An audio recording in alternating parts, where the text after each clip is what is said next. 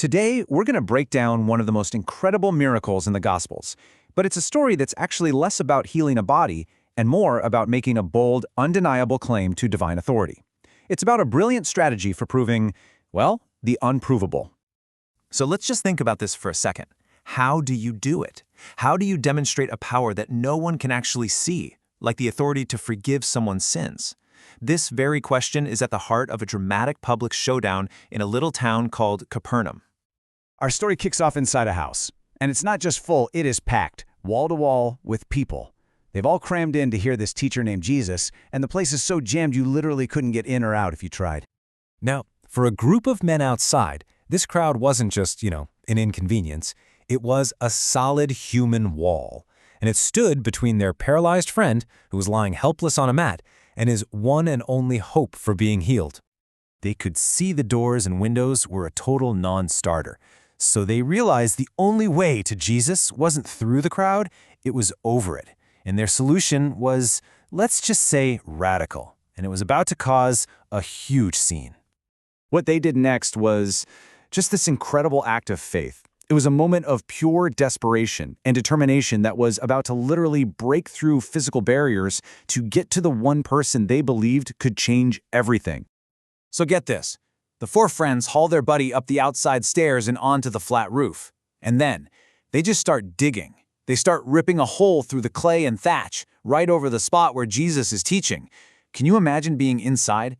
Dust and debris start falling. Then a beam of sunlight cuts through the room, followed by a man on a mat being carefully lowered right into the middle of this stunned audience. So everyone's looking up, then they're all looking at Jesus. They're all holding their breath thinking, okay, here it comes, he's going to heal him.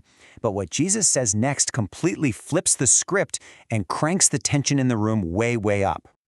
Instead of addressing the man's obvious physical problem, Jesus looks right at him and addresses his invisible spiritual condition. It's a statement that absolutely no one in that room was expecting, and it lands with the force of a thunderclap.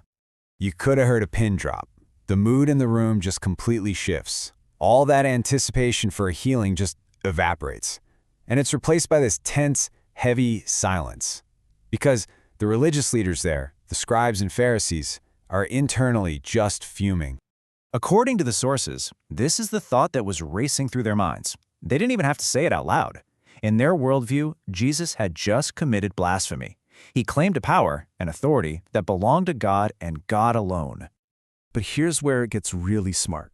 Jesus knows exactly what they're thinking, and he confronts them, not with a defense, but by posing this brilliant question that completely traps them in their own logic.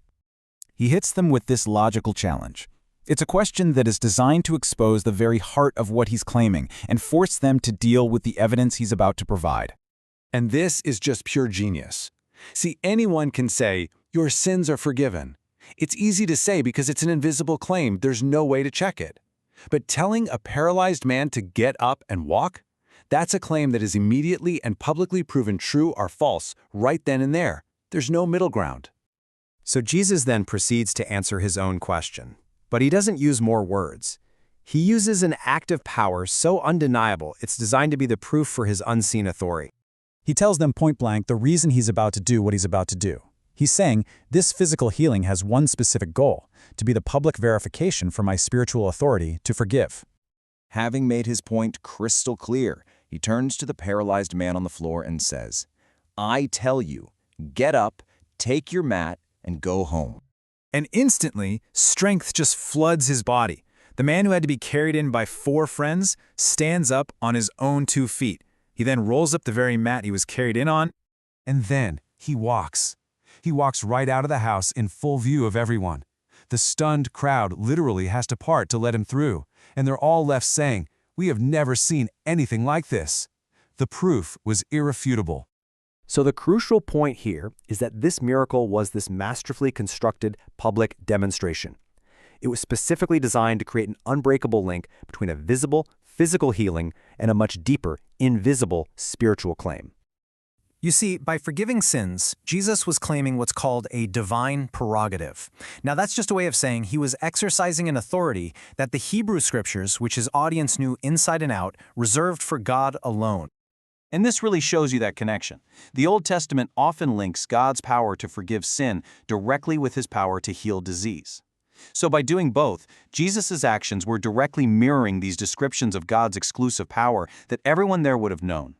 So this event, it wasn't just a random act of compassion. No, it was a carefully constructed argument from start to finish.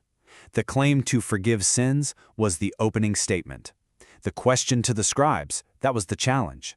And the man walking out with his mat, that was the visible, irrefutable conclusion. And that leaves us with this really provocative thought, doesn't it? It's about the relationship between what we can see with our own eyes and what we're asked to believe. How do you make the invisible visible? Well, in this case, the answer was a man picking up his mat and walking home.